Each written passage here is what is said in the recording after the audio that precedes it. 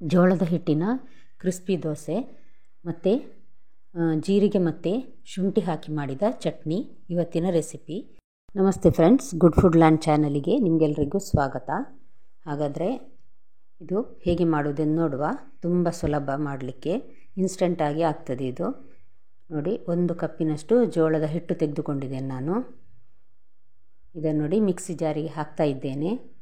ಅರ್ಧ ಕಪ್ಪಿನಷ್ಟು ರವೆ, ಬಾಂಬೆ ರವೆ ಇದೆ ನೋಡಿ, ಅದು ಸೇಮ್ ಕಪ್ಪಿ ಉಪಯೋಗಿಸಿದರೆ ಒಳ್ಳೆಯದು.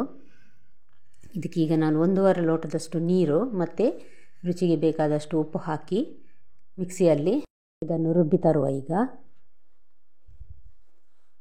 ನೋಡಿ, ನೀರು ಹಾಕ್ತಾ ಇದ್ದೇನೆ 1.5 ಲೋಟ.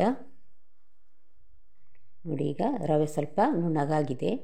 ಇದನ್ನು ನಾನೊಂದು ಪಾತ್ರೆಗೆ ಹಾಕಿ ಅದಕ್ಕೆ ಬೇಕಾದಷ್ಟು ನೀರು, ಅಂದರೆ ಸಾಧಾರಣ ಅದೇ ಕಪ್ಪಿನಲ್ಲಿ 1.5 ಕಪ್ಪಿನಷ್ಟು ನೀರು ಹಾಕ್ತಾ ಇದ್ದೇನೆ ನಾನು. ಚೆನ್ನಾಗಿ ಮಿಕ್ಸ್ ಮಾಡಿ ಇದನ್ನು ಒಂದು 10 ನಿಮಿಷ ಹಾಗೇ ಬಿಡಬೇಕು. ಅಷ್ಟೊತ್ತಿಗೆ ನಾವು ಚಟ್ನಿ ರೆಡಿ ಮಾಡುವ.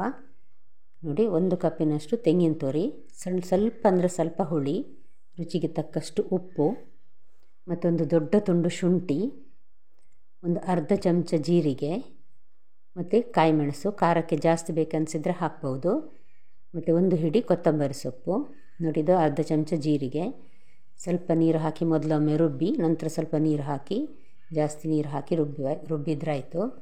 ಇದಕ್ಕೊಂದು ತೆಂಗಿನ ಎಣ್ಣೆ ಮತ್ತು ಸಾಸಿವೆ ಕರಿಬೇವು ಹಾಕಿದ ಒಗ್ಗರಣೆ ಕೊಟ್ಟಿದ್ದೇನೆ. ನೋಡಿ, ಇದು ಕನ್ಸಿಸ್ಟೆನ್ಸಿ ದೋಸೆದು ನಮಗೆ ಇಷ್ಟಿದ್ದರೆ ಸಾಕು. ತುಂಬ ತೆಳು ಸಹ ಬೇಡ, ತುಂಬ ದಪ್ಪ ಸಹ ಬೇಡ. 1 ಚಿಟಿಕೆಯಷ್ಟು ಸೋಡಾ ಪುಡಿ ಹಾಕ್ತಾ ಇದ್ದೇನೆ ನಾನು, ಬೇಕಿಂಗ್ ಸೋಡಾ.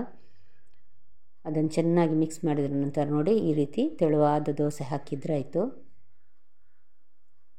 ಇದನ್ನು ಮೀಡಿಯಮ್ ಹೀಟಲ್ಲಿ ನಾನೀಗ ಬೇಯಿಸ್ತಾ ಇದ್ದೇನೆ. ಎಣ್ಣೆ ಇದಕ್ಕೆ ಹಾಕಬೇಕಂತ ಏನಿಲ್ಲ, ಹಾಕ್ಬೋದು, ತುಪ್ಪ ಹಾಕಿ ತಿಂದರೆ ಒಳ್ಳೆಯದಾಗ್ತದೆ ಸಹ. ನೋಡಿ, ಎಷ್ಟು ಕ್ರಿಸ್ಪಾಗಿ ಬಂತು ನೋಡಿ ದೋಸೆ. ಇನ್ಸ್ಟೆಂಟಾಗಿ ಮಾಡಬಹುದಾದ ಈ ದೋಸೆ ಒಳ್ಳೆ ರುಚಿಯಾಗ್ತದೆ. ಶುಂಠಿ ಚಟ್ನಿ ಅಥವಾ ಟೊಮೆಟೊ ಚಟ್ನಿ ಸಹ ಇದಕ್ಕೆ ಒಳ್ಳೆಯದಾಗ್ತದೆ, ಒಳ್ಳೆ ಕಾಂಬಿನೇಷನ್. ನೋಡಿ, 2ನೇ ಸಾರಿ ದೋಸೆ ಹಾಕ್ತಾ ಇದ್ದೇನೆ ನೋಡಿ.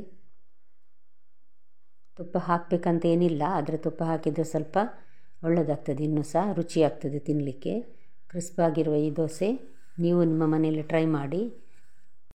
ಇನ್ನೂ ನನಗೆ ಸಬ್ಸ್ಕ್ರೈಬ್ ಮಾಡಿಲ್ಲ ಅಂದರೆ ದಯವಿಟ್ಟು ಸಬ್ಸ್ಕ್ರೈಬ್ ಮಾಡಿ, ಹಾಗೆಯೇ ಲೈಕ್ ಬಟನನ್ನು ಪ್ರೆಸ್ ಮಾಡಿ, ಫ್ಯಾಮಿಲಿ ಫ್ರೆಂಡ್ಸಿಗೆ ಶೇರ್ ಮಾಡೋದನ್ನು ಮರಿಬೇಡಿ. ನೋಡಿ, 2ನೇ ದೋಸೆ ಸಹ ರೆಡಿ ಆಯಿತು. ಎಷ್ಟು ಕ್ರಿಸ್ಪಾಗಿ ಬಂದಿದೆ ನೋಡಿ.